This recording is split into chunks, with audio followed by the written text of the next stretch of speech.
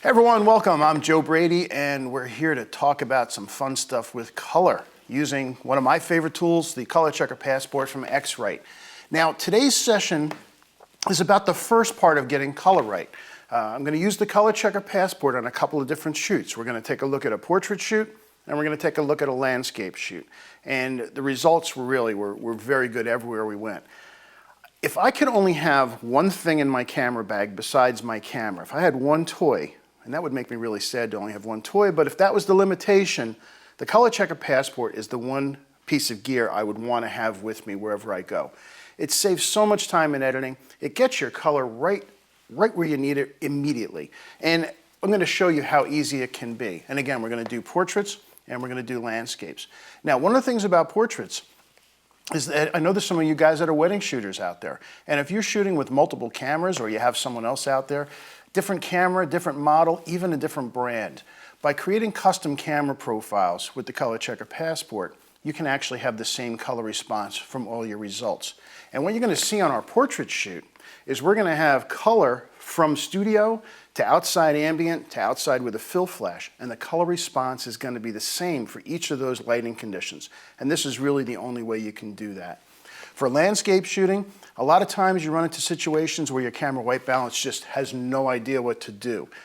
Custom white balance is fine, but a profile is going to add to that. And I know there's a lot of confusion about that, so I've done some graphics that I hope will make this much easier to understand. Let's get out there. Let's get out and start shooting and see how to put the ColorChecker Passport to work. Hey everyone, I'm Joe Brady, and I'm here today to talk about getting great color for both portrait and landscape subjects. To make this happen, we're going to take a look at one of the most useful and economical tools that every photographer should have in their camera bag, the X-Rite ColorChecker Passport. It doesn't need batteries, it never becomes obsolete. It contains a set of color charts that provide a set of references that, combined with software, allow you to 1. Get an accurate white balance, 2. Create custom camera color profiles, 3. Make consistent white balance adjustments for when you prefer warmer skin tones or maybe more intense blues and greens in your landscapes. Now you may be asking, why is any of this necessary? Can't my camera auto white balance do all of this? The answer is a resounding no. Now I'm sure many of you understand why you need a neutral reference for white balance. Well, isn't having a custom white balance enough? Again, the answer is no. Here's why. Camera manufacturers also don't have a standard color set. They're all over the place. There is no standard for what red means. These are the color challenges that the ColorChecker Passport can help you overcome. Now, white balance is important, but it's the combination of white balance and the custom camera profile that get you to the best starting color place. Oh, by the way, one really critical point.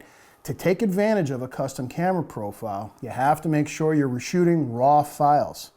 JPEGs already have all the color space and white balance information built into the file.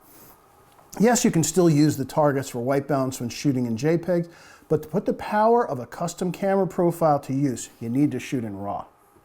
Now, the combination of using a camera profile and the white balance together can be confusing. So let's use a travel analogy to get us to perfect color. So imagine that I need to travel to, say, Redville from downtown Warwick. The profile knows that from the starting point, I need to go, say, 10 miles north and 3 miles east, and that puts me exactly in downtown Redville. Now, if I had the wrong starting point, which would be analogous to the wrong white balance, let's say I was in Cleveland, those directions would obviously take me somewhere else. So think of the white balance as your perfect starting point, and then the custom camera profile as the direction from that point to accurate colors. So here's how we're going to proceed today. I recently did 2 shoots, one for portraits and one for landscape photography.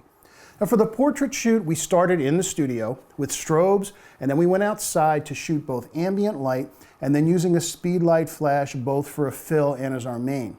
In each case, the ColorChecker Passport was put to use to provide the most accurate color reference. For the landscape shoot, the timing worked out perfectly. I just happened to have a trip to the Bosque del Apache Wildlife Preserve in New Mexico on my schedule. So I took advantage of the location and I put the ColorChecker Passport to work on a wildlife and landscape shoot. Now after these shoots, we're going to go both into Lightroom and Photoshop and see how to put all this great color information to use. So we're gonna start in the studio and then we'll head out west for our location shoot. Let's take a look.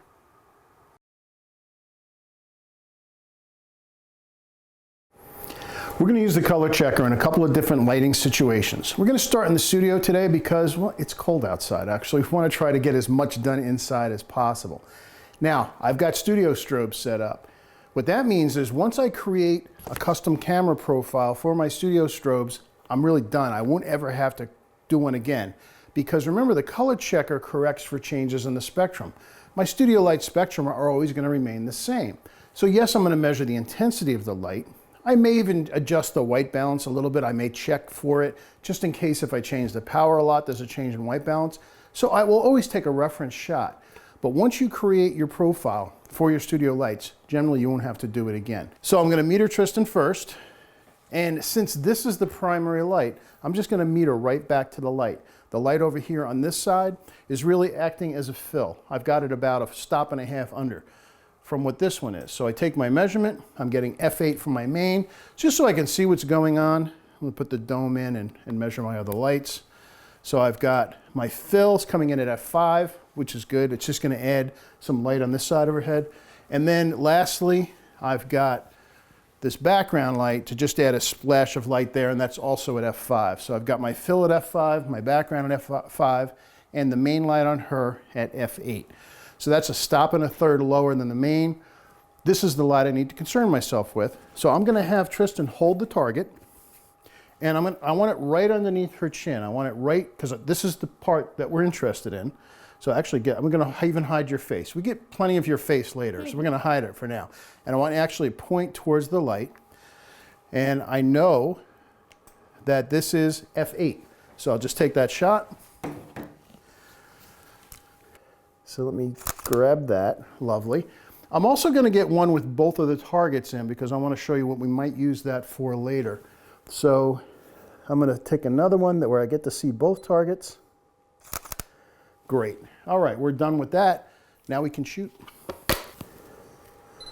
Great. Beautiful. All right, drop that, whatever we call that thing. And if you can, bend it the waist towards me a little bit right there. That's it. Might feel weird, but it looks great. So we're outside. We've banished the dog. It's actually gotten kind of dark here. It's kind of chilly and all. And I'm going to shoot ambient first. Not something I would normally do. We're going to add a flash in and add some more interest. But if you needed to do this, what I need to do is boost the ISO up. We also have very different lighting conditions. We're outside. We've got a canopy of leaves that right now are pretty yellow. So they're going to influence the color that ends up on her. So first thing, I need to get my meter reading. I'm back into ambient mode.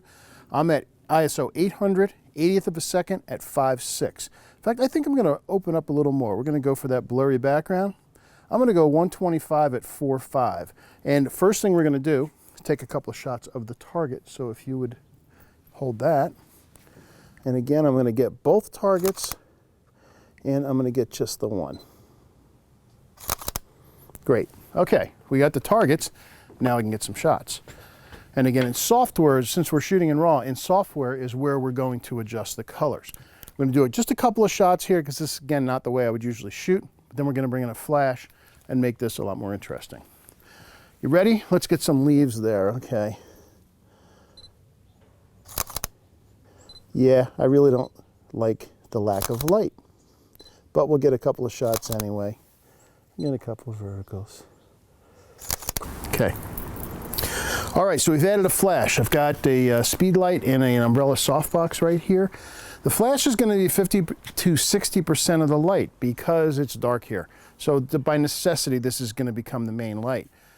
But at 50 to 60%, now I have really two different color temperatures going on. I'm sure you've encountered that in weddings where you've got maybe tungsten in window light or flash in window light or fluorescent lights. We have the same thing going on here. So this is a time when you really need to create a custom white balance and a custom profile because we're dealing with two different spectra of light. So again, if you get that right up in the right position, again, I'm going to use my meter because I don't want to guess. I want to have it perfect. Let me get myself out of the way. And I'm getting, let me do that one more time so I can get myself out of the way. I'm getting, I went down to a 400 ISO because I want to keep my depth of field shallow. I'm at f5, 125th of a second, and that makes the flash 60% of the light. So again, I could set my camera on flash for white balance, but 40% of it isn't flash. It's this kind of weird ambient light. All right, Tristan, you ready? Angle right back towards me this time. I'm just gonna make sure I get out of the way. One more, rotate your body. Right there, that's it. Nice. Beautiful. I'm gonna adjust the shutter speed. I wanna lighten up the back a little bit. And to do that, to let more ambient light in, I need to slow the shutter speed down. So I'm gonna go down to 60th of a second. And by the way, that has an effect of changing the percentage of flash to ambient. By doing that, from going 125th to 60th of a second, this is now 40%. So let me just take that one more time. And it is.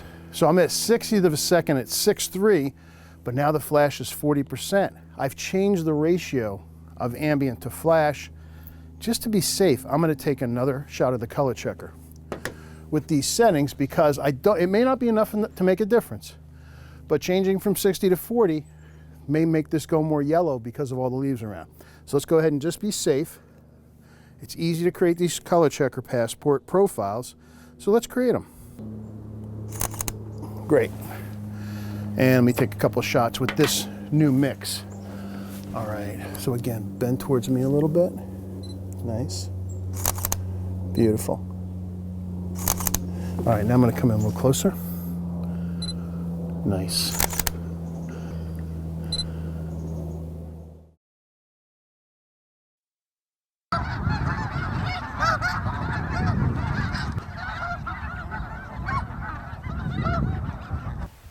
I'm at the Bosque del Apache National Wildlife Refuge. It's a little bit south of San Antonio, New Mexico.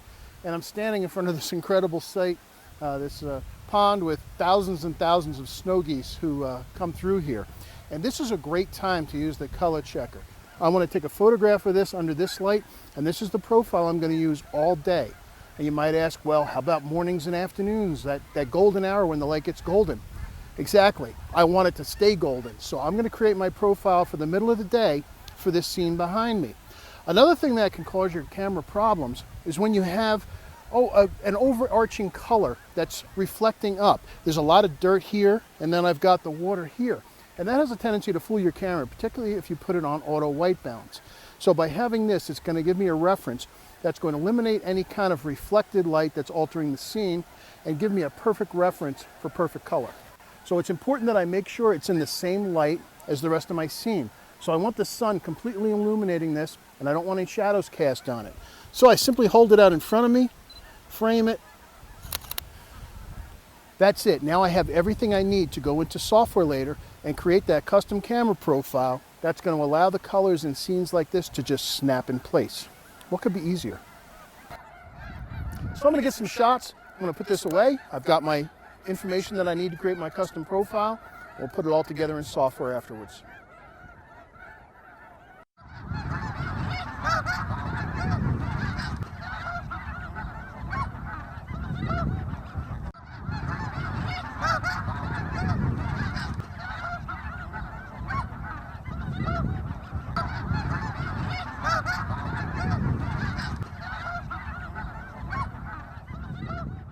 So that was obviously two very different activities, but both were a lot of fun.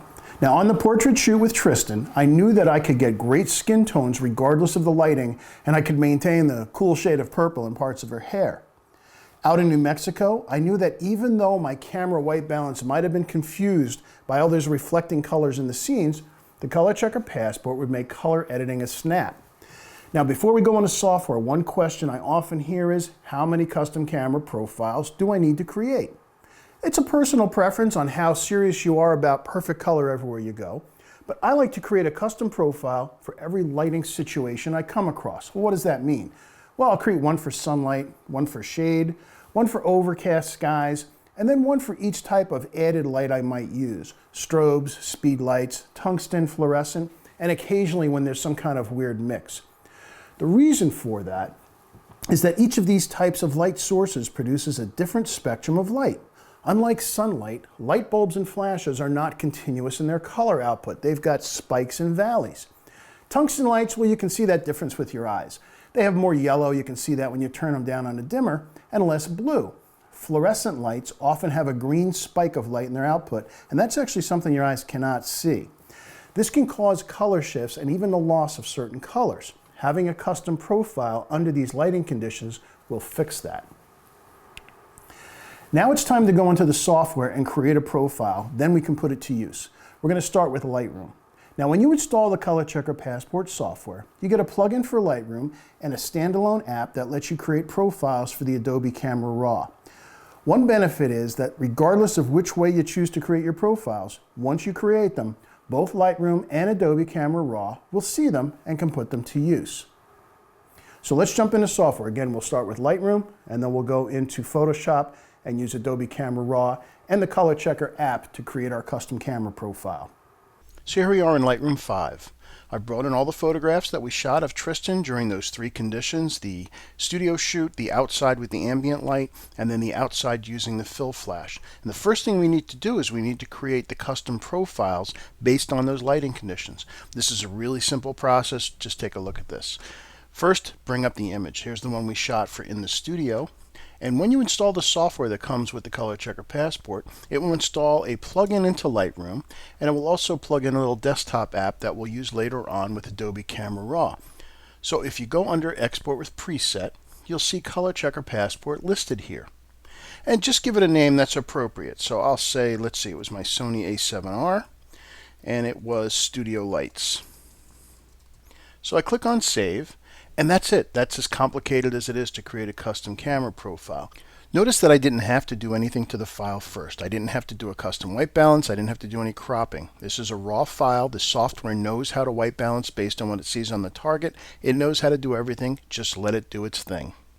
So after maybe 45 seconds or so generally, you'll see that the message comes up that the profile has been created and Lightroom needs to be restarted to be able to see that. Now, like any good cooking show, I already had a profile created using this target, so we don't have to restart. Now, here's an important piece of information you need to understand, and that's the relationship between the white balance and this custom camera profile. If I come over here in Lightroom and grab the little color picker and go over to my brightest target right here and click on that, that gives me a perfectly neutral white balance. That's great. That's a perfect starting point, but it's not enough. What a custom camera profile does, it in essence gives the software directions on how to get to these standard colors based on that perfect white balance. So if I go under calibration and rather than choose the Adobe standard, which is very safe but it's desaturated in certain colors, I want you to pay attention to what happens to these blues and the purple in Tristan's hair. Watch what happens when we choose our custom profile. So here's the A7R Studio Lights. I select that. And did you see all those colors jump? Let's zoom in a little bit and see that a little better. Again, pay attention to these blues and watch what happens to her hair. Here's what we were getting with this standard. And we've lost so much color. That's not what the target looks like. That's not how intense her hair looked like. This is what it looked like. So what the custom camera profile does is it uses that neutral and then it gives directions from that neutral how to get to each of these perfect known colors. And that's what makes everything snap into place. That's also why you need them both, because if I chose some other white balance, let's say I had that as white balance. Well, that's going to be pretty weird looking. Even though I have my custom profile, it's completely wrong because it's from the wrong starting point. So what that white balance does is it gives you the perfect starting point, and then what the camera calibration does is it allows all of those colors to go into the right spot based on that starting point. And it's really a dramatic difference. Let's take a look at just an image before and after. Here is just the standard image. This is right out of the camera. It's the Adobe standard profile. And if we look under basic, it's just a flash preset. Now, it's a little bit yellow to my taste, and we've lost all of the purple in her hair. So here's the same image with the custom white balance and the profile applied, and you can see the difference. Again, let's zoom in on here a bit. So here's with the profile. Let's go back down to camera calibration. Here's with our custom camera profile. Here's without. So what's happened is, without the profile, her skin has gone a little bit too yellow, and we've lost the purple in the hair. Now we've got a much more neutral result. You can see the background looks more neutral, but her hair has got that intense purple back into it. Now while we're here, let's just take a look at the top target, because the top target is a kind of a flavoring target for that white balance. Let's say, for example, you are after a little bit of a warmer look. So instead of using our custom white balance, let's go back to a neutral. So this top row here is for portraits. This target right here is neutral, and you might be able to notice that it gets slightly more blue as it goes across. So if we were to white balance off of something that's bluer, you can see it adds a lot more warmth to the skin. You can see now our color temperature has gone up to 6,000 with a plus 25 tint, bringing it over more to magenta. Now this is different than the flash preset, which was 5500 but neutral. By having this 5500 without any kind of tint adjustment, the skin goes too yellow. So by using this custom warming, we can get to the same warmth every time. A lot of times people like to look a little warmer. That's why there's all those tanning salons around. So if this is the kind of look you want, after you've done your custom calibration and your profile, you can apply one of these warming patches if you want to warm up the skin a little bit. And there is a gradation of it. You can start just a little bit, or you can go a lot. A little bit strong for me. My personal favorite is in the middle. Really does a nice warmth to the skin without making it too much, and it pulls that yellow out of the skin that happens just from adjusting the color temperature. Now if you're happy with the colors you've got, you can then select all the images in your shoot, click on synchronize. I'm going to check none to start off.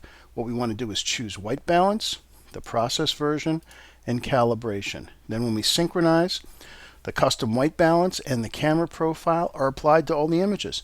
And that's as easy as it is. Remember, in Lightroom, none of this is permanent. We're working on raw files. These are just instructions for when the file is exported to go ahead and apply these settings, so you can always go back and change your mind. And that's one of the beauties of doing this kind of editing while you're in Lightroom. Now lastly, for our portraits, if you remember, we went outside and I shot both with just the ambient light and by using speed lights. I wanted to see how much of a difference there was in the profiles. So here we are with just ambient light.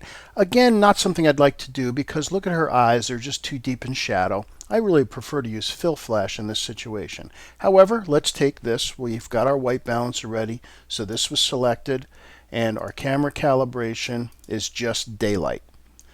So let's go ahead and take a look at one of the images. It's fine, but again, her eyes are way too deep in shadow. Yes, I could go in Lightroom and open them up, but I prefer to use a fill flash here. So let's scroll along. And if you remember right at the very end, I did one where I dropped it down to a 40% fill. So here's the Adobe standard. Let's go ahead and zoom in. I want to zoom in a lot in this because I want you to take a look at these patches as they draw in. So here's the Adobe standard, and here's speed lights. So there's the equivalent of our 60% light. And you can see it's a dramatic color change in a lot of the colors. Take a look at these blues and that red even. Again, here's the Adobe standard under those lighting conditions. Really lost a lot of saturation. Here's the speed lights. So I was curious to see if there was going to be a difference between 60 and 40% fill. And actually there was. It was subtle, but it is noticeable. In particular, for this one particular blue patch changed color. So here's our 60%. Watch what happens when we change it to the 40% fill flash custom profile. Did you see that? Actually, this red changes a little bit, and this blue gets a little deeper. Let me back off to our 60%.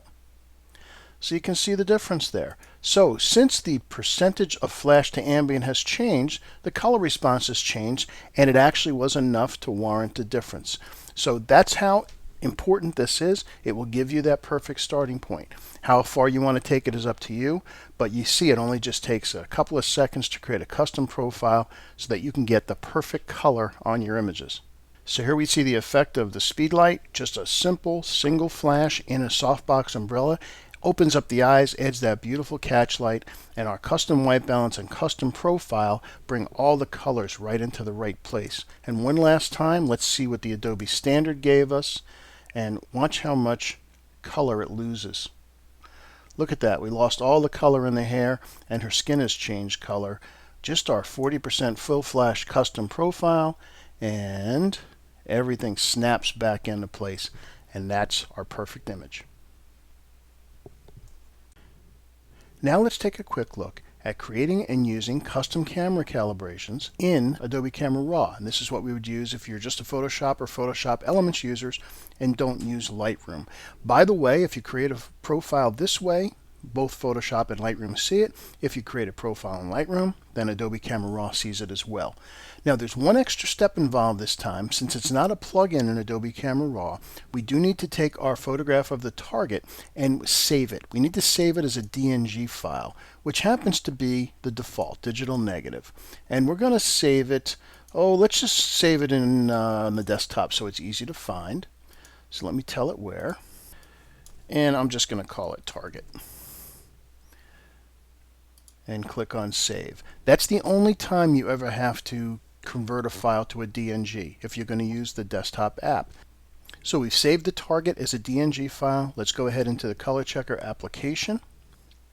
And it asks us to drag and drop a DNG image here, or we can just simply go to File, Add Image. And if you remember, I just put that on the desktop. And here's my target file. So I click on Open, and the software is going to look at the target, and it's going to find it. It's going to also find where the target is in the image. Okay, so the software has found the target. In fact, we can zoom out here so you can see it did see the entire image. What we have an option is to grab the corners here if we wanted to just adjust where the targets fall, but in general it will usually find it. Now you can see that the white balance looks off just from looking at it, but again, we don't have to do anything about it. The software knows that these patches here are neutral. It will do its own white balance behind the scenes. Now you also notice there's an option up here called the dual illuminate DNG. We're not going to go into that today, but we'll point you to a video that explains that in detail. However, for landscape photography, chances are you're not going to use that. Just this simple single color source is what you're going to do. So click on Create Profile, and just like we saw in Lightroom, give it a name. And this was Bosky Daylight. And I can type. And don't change the where. If you put it somewhere else, the software is not going to find it. Just leave it alone. Click on Save, and then the software will generate the profile. So here's the original file. No custom white balance, no custom camera profile. So let's go ahead and white balance, and we can see that neutralizes it. Now let's go to camera calibration. Now, the custom camera profiles are under this little icon of a camera over here. And again, it's the same kind of list that we saw where we were in Lightroom. And here's the Bosky Daylight that we just created. Assign that, and you can see those colors jump. In particular, these two blues, this red and this kind of plum color. Let's look at that one more time.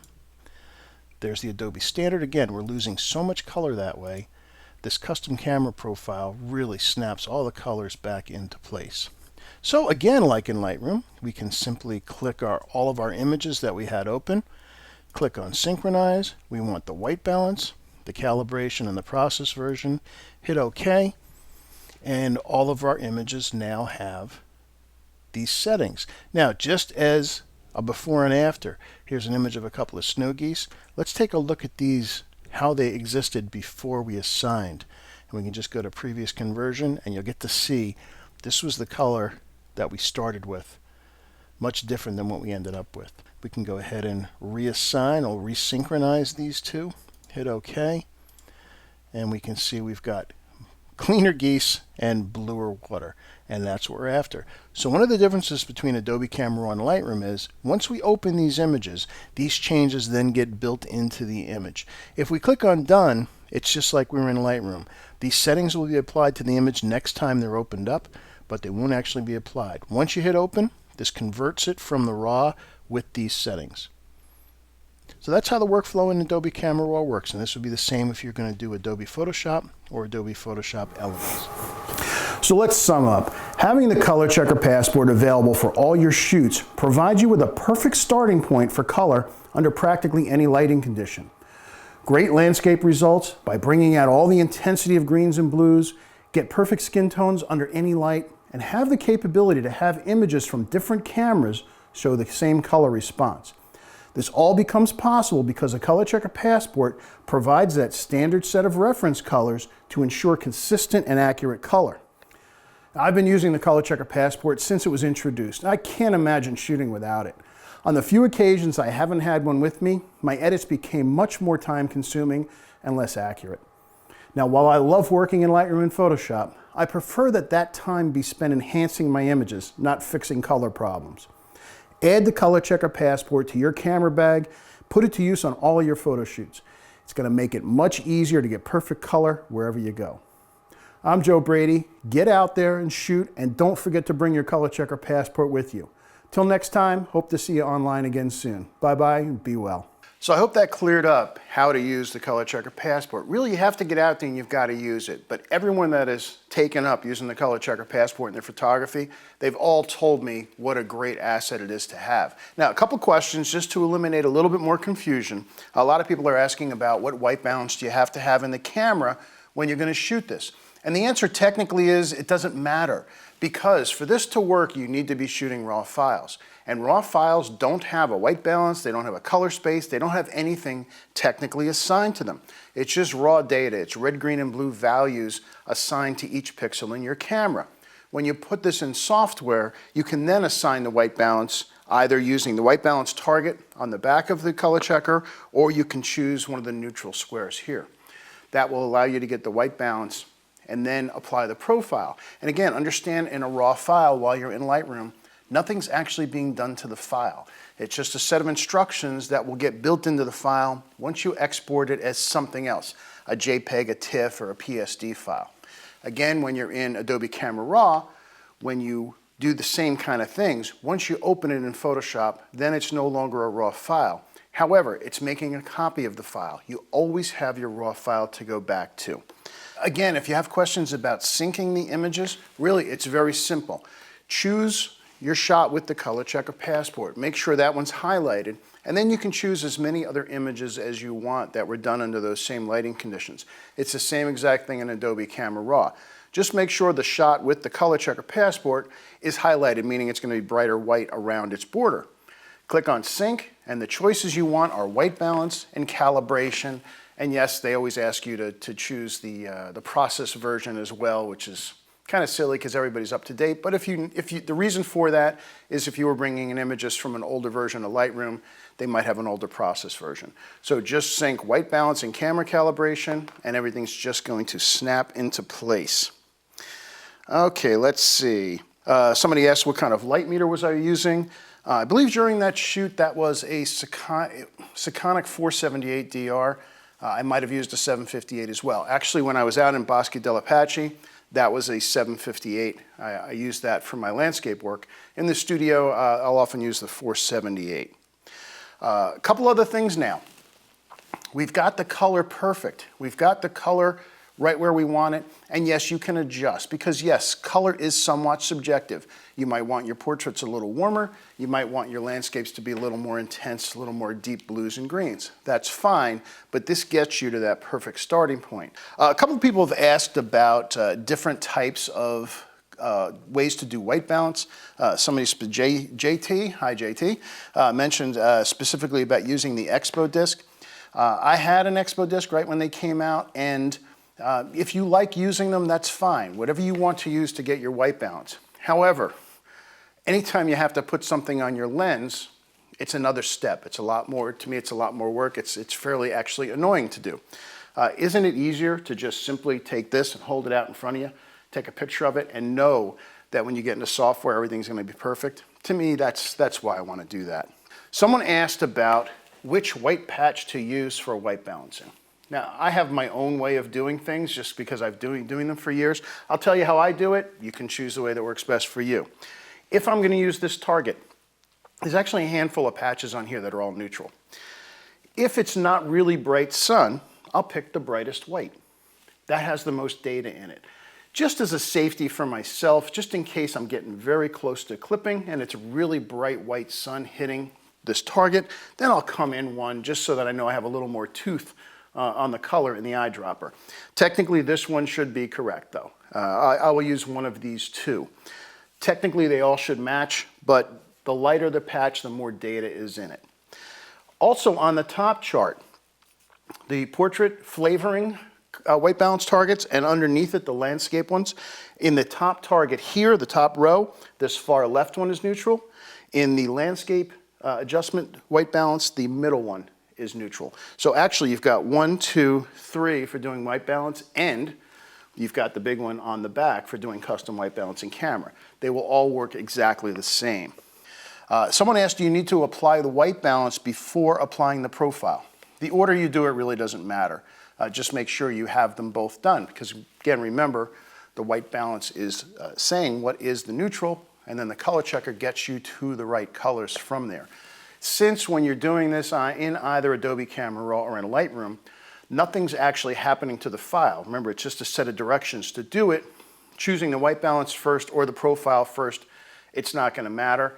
Typically for me, I'll choose the white balance first and then assign the profile, but whatever way makes sense to you. Let's see, the software we've just seen.